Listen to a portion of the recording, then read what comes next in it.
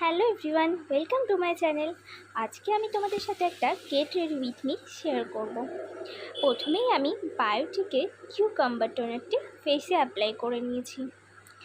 এই টোনারটি খুবই ভালো, তোমরাও ইউজ করতে পারো। তারপর ময়শ্চারাইজারের জন্য পন্ডস সুপার লাইট জেল ময়শ্চারাইজারটি ইউজ করেছি। এটা ফেসে ভালোভাবে অ্যাপ্লাই করে নিয়েছি। কম বাজেটের মধ্যে এই ময়শ্চারাইজারটা কিন্তু খুব ভালো। তারপর আমি ফেসে প্রাইমার অ্যাপ্লাই করেছি। প্রাইমারটা নিয়েছি কালার বারের প্রাইমার। এই প্রাইমারটা সিলিকন বেস প্রাইমার, কিন্তু খুবই ভালো, গরমের জন্য খুবই ভালো, আমার স্কিনে খুব ভালো যায়, তাই জন্য আমি এটা সবসময় ইউজ করি। প্রাইমারটা ভালোভাবে ফেসে অ্যাপ্লাই করে নিয়েছি। তারপরে আমি ফাউন্ডেশনের জন্য আমি এখানে পিএসি দুটো ফাউন্ডেশান মিক্স করে আমার স্কিন কালারটা ক্রিয়েট করেছি।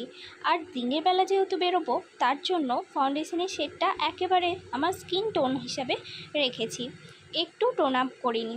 দেখো, ফাউন্ডেশনটা ভালোভাবে আমি ব্লেন্ড করে নিচ্ছি। ফাউন্ডেশনটা স্কিনের সাথে খুব ভালোভাবে ব্লেন্ড করে নিচ্ছি।